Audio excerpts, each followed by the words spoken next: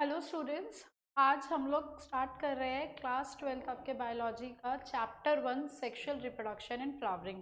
ठीक है, तो हम लोग स्टार्ट करेंगे सेक्सुअल रिप्रोडक्शन में। एक तो हम लोग आज डिस्कस करेंगे फ्लावर के बारे में, फ्लावर का स्ट्रक्चर क्या होता है, और pre fertilisation event male reproductive part जो कि स्टेमन होता है। ठीक है, तो लेट्स स्टार्ट। पहले फ्लावर। फ्लावर हमें पता क्या क्यों जरूरी होते हैं भाई। फ्लावर कि भाई ब्यूटी, फ्रेग्रेंस, इमोशंस इन सभी के लिए जरूरी होते हैं। ठीक है, किसी को प्यार दिखाना है, सॉरी बोलना है, अलग अलग फ्लावर्स का अलग अलग कारण होता है। आजकल तो रोजेस बहुत कम हो गए हैं, सनफ्लावर्स, टुलिप्स, लिलीज ये सब देते हैं। खैर, फेस्टिवल में, रिचुअल में, डेकोरेशन में, बायोलॉजिकली लेकिन अगर हम बात करें तो फ्लावर ही है एक्चुअल में साइट ऑफ रिप्रोडक्शन। तो बेसिकली प्लांट सिर्फ फ्लावर जो है, ऐसा नहीं कि सिर्फ सुंदरता के लिए नहीं होता है, फ्लावर एक्चुअल में लाइफ को क्रिएट करता है। अच्छा, जब हम ये बात आप लोग अपने अगर बच्चों, क्योंकि एनसीईआरटी पढ़ना ना बहुत ज़रूरी होता है। जब आप एनसीईआरटी पढ़ोगे ना तो उसमें लिखा होगा बार बार, फर्स्ट और सेकंड पेज पे टर्म आएगा एंजियोस्पर्म। एंजियोस्पर्म जिसको पता है तो बहुत अच्छी बात है, बट आपको याद होना चाहिए कि जो प्लांटे किंगडम है हमारी, उसमें 5 डिविजन्स है। कौन कौन सी है वो division? Algae, bryophyta, pteridophyta, gymnosperm and yes angiosperm. अब एक बात बताइए, इन पांचों में से फ्लावरिंग प्लांट्स किस में आते हैं? सिर्फ और सिर्फ आपके एंजियोस्पर्म में। तो फ्लावर्स, फूल सिर्फ और सिर्फ एंजियोस्पर्म में आते हैं, बाकी किसी और डिवीजन में, किसी और आपको इसमें नहीं मिलेंगे। एल्गीज हो गए, ब्रायोफाइट्स हो गए, pteridophytes and even gymnosperm. Gymnosperm को तो हम बोलते हैं नेकेड सीड्स है। तो flower basically aesthetic value, culture, religious significance, अगर एक आध नंबर का क्वेश्चन अगर कभी आ जाता है उसमें ये पॉइंट्स आप लिख दोगे। ठीक है, फ्लोरिकल्चर मतलब कि जैसे एग्रीकल्चर होता है खेती करने को, अगर आप फ्लावर्स की खेती कर रहे हो खाली तो उसे बोलते हैं फ्लोरिकल्चर। देखा है ना, cultivation of flowers for commercial use, अपने बेच के पैसे कमाने के लिए अगर हम कर रहे हैं लार्ज स्केल पर तो उसे हम फ्लोरिकल्चर बोलते हैं। फ्लावर्स रिप्रोडक्टिव ऑर्गन्स होते हैं किसमें? एंजियोस्पर्म में। यहाँ पे एक कैपिटल आएगा एंजियोस्पर्म में। साइट ऑफ सेक्सुअल रिप्रोडक्शन होते हैं। अलग कॉम्प्लेक्स एज सच नहीं, क्योंकि 11th क्लास में भी आपने पढ़ा हुआ है और हमने इतना नहीं पढ़ना है जितना 11th में पढ़ा था। कैलिक्स, कोरोला का होल बॉल्स कौन से, इतना सारा हमें नहीं पढ़ना। आज जो हमें यहाँ पे पढ़ना है ना, हमें बेसिक स्ट्रक्चर पढ़ना है। ये जो है फ्लावर का, अगर मैं आपको यहाँ पे बना के दिखाऊं, चलो ये तो पिक्चर है लेकिन हम खुद से एक बार बनाते हैं, क्या होगा बेसिक सा स्ट्रक्चर। देखो भाई, ये है फ्लावर की पेटल्स। ठीक है, पेटल्स बना दी हमने। ये इसकी ये डंडी है, यहाँ पे हमने ये बना दी सेपल्स। मेल पार्ट बना देते हैं। ये जो है आपका मेल पार्ट हो गया इधर, जिसको हम लोग क्या बोलते हैं? स्टेमन। और यहाँ पे हमने बना दिया फीमेल पार्ट, जिसे हम लोग क्या बोलते हैं? कार्पल या फिर पिस्टल। यही देखो अब इस डायग्राम में भी है, ये है पेटल्स, ये क्या है? तो चलो दूसरा कलर ले लेते हैं। यस, ये क्या है? सेपल्स। ये वाला जो है मेल पार्ट है जिसे स्टेमन बोलते हैं, ये फीमेल पार्ट है जिसे हम लोग क्या बोलते हैं? कार्पल बोलते हैं। एक और चीज यहीं पे मैं आपको डिस्कस करूंगी, इसको हटा देते हैं हम लोग। क्या डिस्कस करना है हमें एक और यहाँ पे? मेल पार्ट और फीमेल पार्ट को। वैसे तो ये जो पूरा चैप्टर है इसमें हम मेल रिप्रोडक्टिव पार्ट और फीमेल रिप्रोडक्टिव पार्ट के स्ट्रक्चर को ही एक्चुअली में डिस्कस करेंगे। मेल रिप्रोडक्टिव पार्ट क्या होता है? हाँ, तो जो मेल रिप्रोडक्टिव पार्ट होता है वो क्या होता है आपका? मेल रिप्रोडक्टिव पार्ट क्या है वो? स्टेमन, या उसे हम लोग और क्या बोलते हैं? एंड्रोशियम। का स्ट्रक्चर कैसा होता है? इस तरह का, यही होता है। और इसके अंदर ये बेसिकली ये आपका स्टेमन या एंड्रोशियम है। स्टॉक लाइक स्ट्रक्चर जो है उसे बोलते हैं फिलामेंट। ठीक है, डंडी सी। और ये क्या है? एंथर। ठीक है, एंथर के अंदर ये जो डॉट डॉट डॉट डॉट आपको दिख रहे हैं, ये क्या है? Pollen grains. और ये पोलन ग्रेन्स ही होता है जिसके अंदर आपको आगे जाके हम लोग देखेंगे कैसे बनते हैं, मेल गैमेट्स प्रेजेंट होते हैं। आपको ये याद रखना है ये क्या है, स्टेमन, मेल रिप्रोडक्टिव पार्ट। इसका एक ये फिलामेंट है, एंथर होता है, एंथर के अंदर आपके क्या प्रेजेंट होते हैं, पोलन ग्रेन्स। अब हम आते हैं फीमेल रिप्रोडक्टिव पार्ट पे। फीमेल रिप्रोडक्टिव पार्ट क्या होता है, जिसे हम बोलते हैं कार्पेल, पिस्टल या फिर गाइनोशियम। गायनेकोलॉजिस्ट बोलते हैं ना हम लोग फीमेल डॉक्टर को, वही यहीं से आया है gynoecium word, actually gynaecologist gynoecium. अगर हम लोग इसका ये बेसिक सा स्ट्रक्चर जो आप लोगों ने पढ़ा हुआ है बनाऊं मैं यहाँ पे, इस तरह का होता है। ऊपर वाला पार्ट स्टिग्मा, यही है ना वो पार्ट जहाँ पे आके पोलन ग्रेन लैंड करता है। ये आपका स्टाइल, ओवरी, और ओवरी के अंदर आपको मिलते हैं ओव्यूल, और ओव्यूल के अंदर आपको मिलता है फीमेल गैमीट। ये बेसिकली बेसिक स्ट्रक्चर है जो आप लोगों को याद रखना है। भाई इतना तो पता हो कि मेल पार्ट जो होता है उसे स्टेमन बोलते हैं, फीमेल पार्ट को कार्पल या पिस्टल बोलते हैं, ये याद रखना है। मेल पार्ट क्या होता है, मेल पार्ट का स्ट्रक्चर में यहाँ पे एंथर प्रेजेंट होता है और ये फिलामेंट होता है, ये याद रखना है आपको। एंथर के अंदर क्या प्रेजेंट होते हैं, पोलन ग्रेन्स, आपको ये याद रखना है। फीमेल पार्ट को कार्पल या पिस्टल बोलते हैं। तीन यहाँ पे आपको दिखेंगे, यहाँ पे इसके स्ट्रक्चर में स्टिग्मा, यहाँ पे पोलन ग्रेन लैंड करता है, स्टाइल, ये जो ये tube cylinder tube like structure है, एंड ओवरी, बल्जी पार्ट। और ओवरी के अंदर क्या प्रेजेंट होता है, ओव्यूल। ओव्यूल एक भी हो सकता है, मोर देन वन। ये जब हम फीमेल रिप्रोडक्टिव पार्ट पढ़ेंगे ना, then we are going to discuss about this ovule and complete female का स्ट्रक्चर। आज जो एक्चुअली हमारा फोकस है ना वो मेल स्ट्रक्चर पे है। तो आपकी बुक में आप देखोगे लिखा है टॉपिक प्री फर्टिलाइजेशन, कि मैं I am here to discuss completely NCERT का।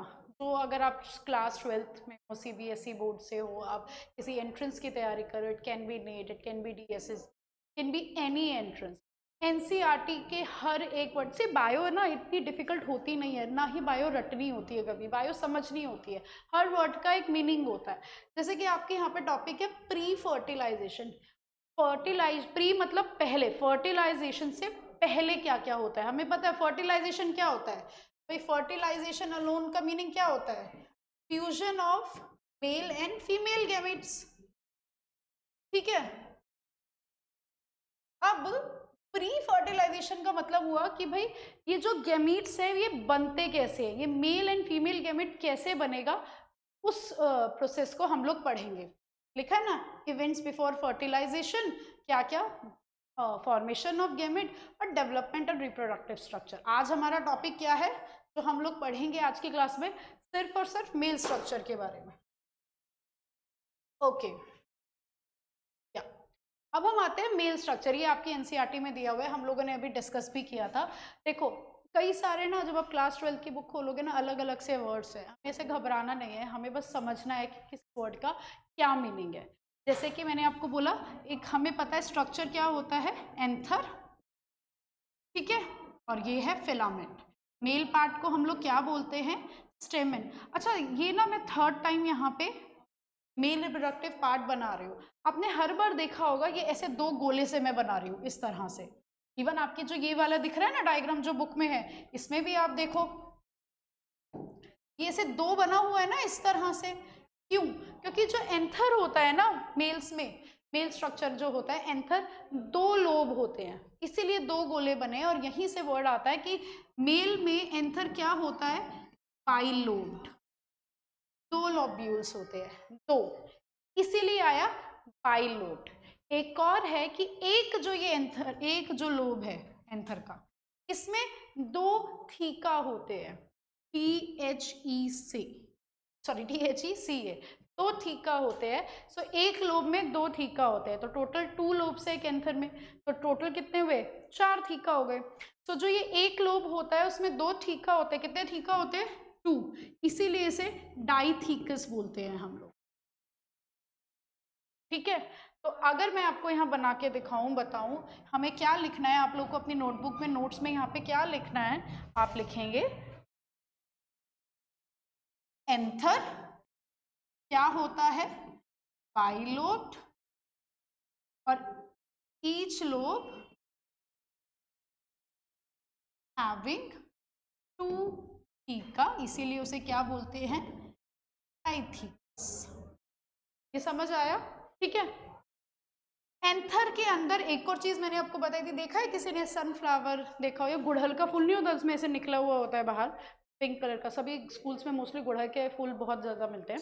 तो यार सनफ्लावर देखा होगा आपने, सनफ्लावर में से वो ब्राउन ब्राउन से ऊपर होता है, उसको ऐसे मैश करते हैं हाथों से ऐसे, तो उसमें पाउडर सा निकलता है, वो पाउडर सा क्या होता है, पोलन ग्रेन। तो ये जो एंथर के अंदर यहाँ पे क्या होते हैं, बहुत सारे पोलन ग्रेन, और ये पोलन ग्रेन ही तो होते हैं जहां जिसके अंदर मेल गैमेट्स होते हैं। सो बेसिकली एंथर वो जगह है जहां पे पोलन फॉर्मेशन होती है।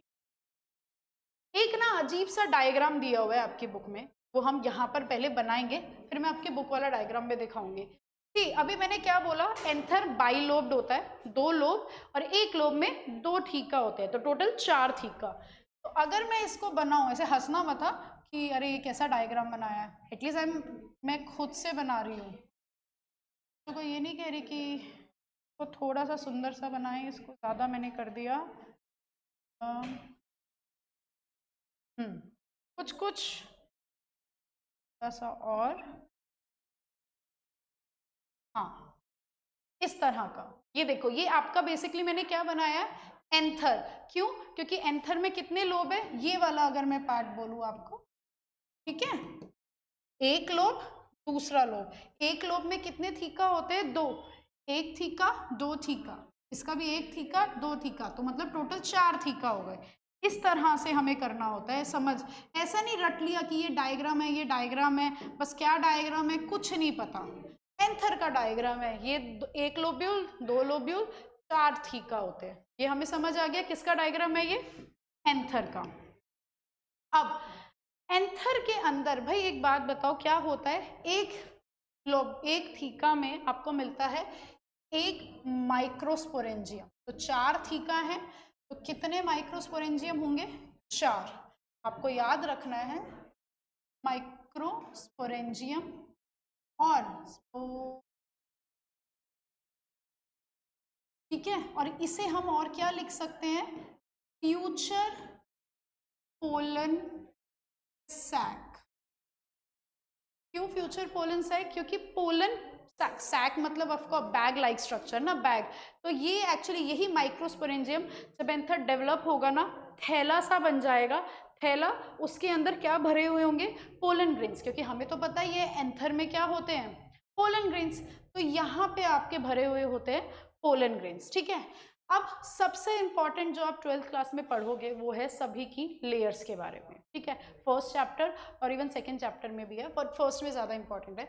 हम पढ़ेंगे एंथर की लेयर्स। एंथर में 4 लेयर्स है, 1 2, आप ऐसे, ठीक है, थोड़ा सा मेसी हो गया, समझ आ जाएगा।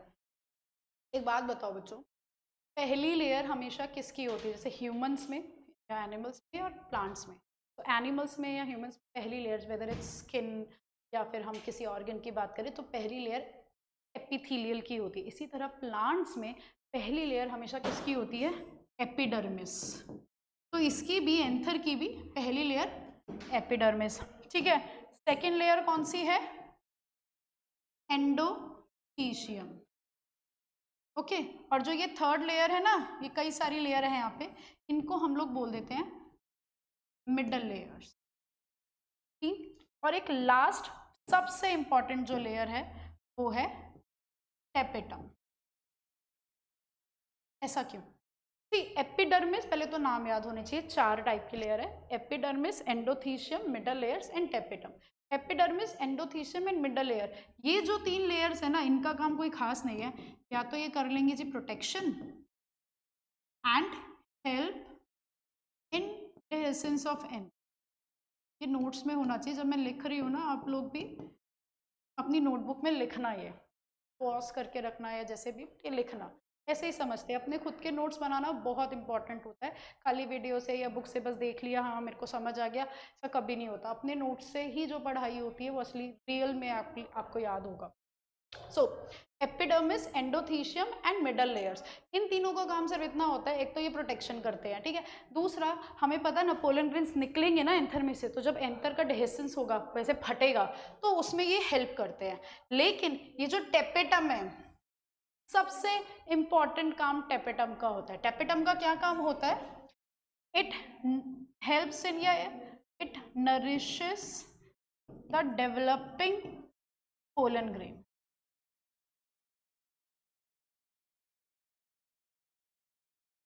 ठीक है, क्या करता है ये कि टेपेटम, ये यहाँ पे जो पोलन ग्रेन डेवलप होंगे ना, इसके अंदर माइक्रोस्पोरेंजियम के अंदर, यहाँ इसमें ये टेपेटम उनको नरिश करता है। वन, टेपेटम जो होता है ना, टेपेटम लेयर है तो इसके सेल्स होंगे, इसके सेल्स में हैव, ये भी आपको पॉइंट याद रखना है, have more than one nucleus. कौन न्यूट्रिशन देता है डेवलपिंग पोलन ग्रेन्स को? टेपेटम। टेपेटम में भी आपको क्या मिलते हैं? More than one nucleus, generally by nucleate हम लोग बोल देते हैं कि by nucleate. Is this clear? एक और चीज़ है, अगला टॉपिक करवाने से पहले ना मुझे एक मतलब कुछ मुझे एक्सप्लेन करना है, उससे पहले ना मुझे कुछ और आप लोगों से पूछना है, वो अगर पता नहीं होगा ना कोई फायदा नहीं है। फिर what is the difference between mitosis and meiosis? चलो, मुझे लगा कि आवाज़, कल क्या हुआ, मैंने एक वीडियो रिकॉर्ड की और उसमें माइक ही बंद था, ये चेक करना पड़ रहा है। हाँ, what is the difference between mitosis and meiosis? क्योंकि जो आपका chapter 1 and chapter 2, chapter 1 is about this fertilisation in plants, sexual reproduction in plants, and chapter 2 is human reproduction. तो दोनों में ही ना ये इनका बड़ा रोल है इस टॉपिक का। आपको पता है वेरी वेल, नहीं पता तो हम थोड़ा सा डिस्कस करेंगे। माइटोसिस का मतलब होता है इक्वेशनल डिवीजन, ठीक है। इक्वेशनल डिवीजन का मतलब कैसे कि हम ह्यूमंस हैं, ह्यूमंस में 46 क्रोमोसोम्स होते हैं। जब दो सेल में डिवाइड होगा, दोनों में 46 क्रोमोसोम प्रेजेंट होंगे। इक्वेशनल डिवीजन मतलब कि दोनों में same number of chromosome. Mitosis होती है आपके सारे सेल्स में, जिन्हें हम सोमैटिक सेल्स बोलते हैं, हाथ के, ऑर्गन्स के, सब सेल्स में माइटोसिस होती है क्योंकि सेम बनते हैं।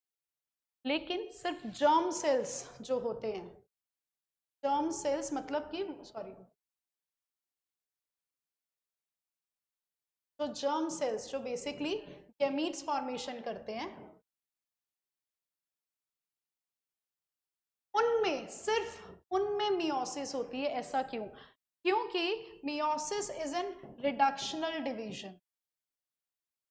इसका क्या मतलब हुआ रिडक्शनल डिवीजन का? रिडक्शनल डिवीजन का मतलब होता है कि इसमें नंबर ऑफ क्रोमोसोम सीधा हाफ हो जाते हैं। इसका मतलब 46 क्रोमोसोम है, तो आफ्टर मियोसिस आपको जो सेल्स मिलेंगे 23 क्रोमोसोम्स होंगे।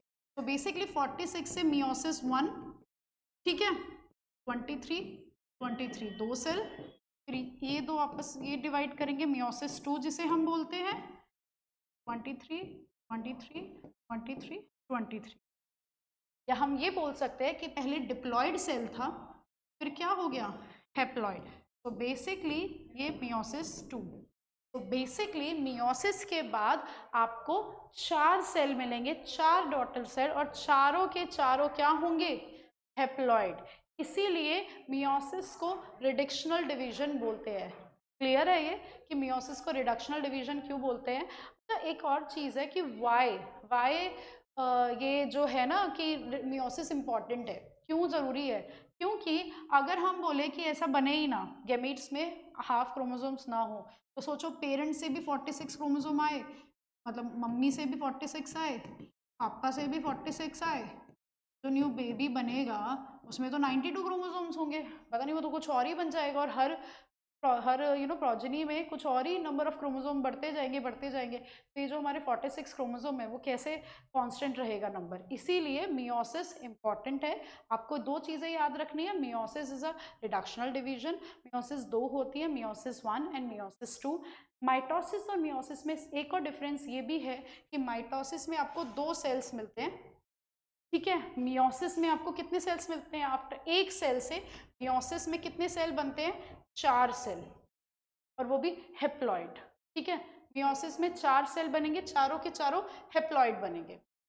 अब जैसे कि मैंने आपको बोला कि अच्छा एक ना ये भी आपको याद रखो कि भाई मियोसिस में 4 सेल बनते हैं, तो लेकिन एक कोई सेल ऑलरेडी प्रेजेंट होना चाहिए ना, जिससे फाइनली आपके 4 सेल बने। तो ये जो माइक्रोस्पोरेंजियम है ना, इसके अंदर हमें मिलता है वो माइक्रोस्पोरेंजियम में प्रेजेंट होता है मिड में, नहीं हुआ, हाँ, मिड में यहाँ पर टिश्यू, और उस टिश्यू को बोलते हैं स्पोरोजिनस टिश्यू। क्या बोलते हैं? Sporogenous tissue. ये जो स्पोरोजिनस टिश्यू होता है ना, इस पहले आपको समझ आया कि ये स्पोरोजिनस टिश्यू कहाँ प्रेजेंट होता है? माइक्रोस्पोरेंजिया में। दोबारा बता देती हूँ, not at all a problem, कि ये डायग्राम किसका है? एंथर का। एंथर में हमें पता है बाई लोब्ड होता है, एक लोब, दूसरा लोब। क्या होता है? एक लोब में 2 थीका होते हैं, तो टोटल एंथर में 4 थीका, 1 2 3 4। उसके बाद हमने पढ़ा एंथर की लेयर्स। अपर लेयर, सबसे outer layer, sorry not upper, outer is epidermis, endothecium, middle layers. ये तीनों लेयर का काम सिर्फ एक ही होता है, प्रोटेक्शन का, और जब डेहेसेंस होता है एंथर का तो हेल्प करना। Fourth layer is tapetum, very very important, because tapetum helps in nourishing the developing pollen grain. दूसरा, टेपेटम में क्या होते हैं? More than 1 nucleus. चलो, मैंने ये कहा कि जो माइक्रोस्पोरेंजिया होता है, इसके अंदर कौन सा टिश्यू प्रेजेंट होता है? स्पोरेंजिनस टिश्यू। क्लियर? अब हम आते हैं नेक्स्ट टॉपिक पे, यहाँ पे कि स्पोरोजेनस टिश्यू जो होता है उसका यहाँ पे एक्चुअली में काम क्या होता है? स्पोरोजेनस टिश्यू, इस जो स्पोरोजेनस टिश्यू है ना हमारा, स्पोरोजेनस टिश्यू का एक cell is going to develop into 4 microspore. दोबारा मैं बोलती हूँ कि मान लो ये आपका स्पोरोजेनस टिश्यू, के अंदर बहुत सारे सेल्स प्रेजेंट है, ठीक है, बना देते हैं, बहुत थाउजेंड्स ऑफ सेल्स प्रेजेंट है, इसका मैंने एक सेल निकाल लिया, ठीक है। इस एक सेल को हम लोग क्या बोलते हैं? हम बोलते हैं इसे PMC। ये ना ये गलत आ गया है, हाँ, दोबारा लिख, PMC या MMC। PMC का क्या मतलब है? Pollen mother cell. इसका क्या मतलब है MMC का? माइक्रोस्पोर मदर सेल, ठीक है।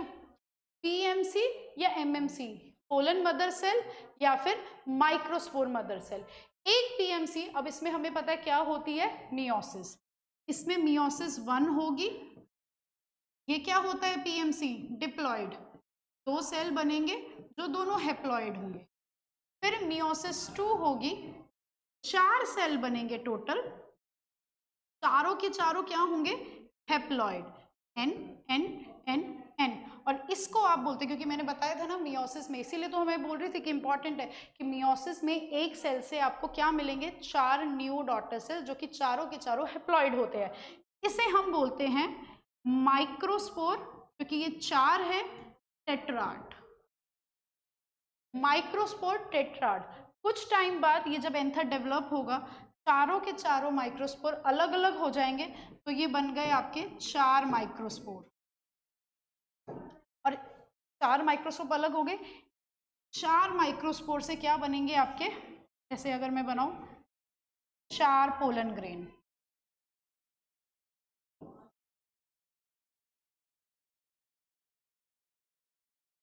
4 पोलन ग्रेन, 4 माइक्रोस्पोर,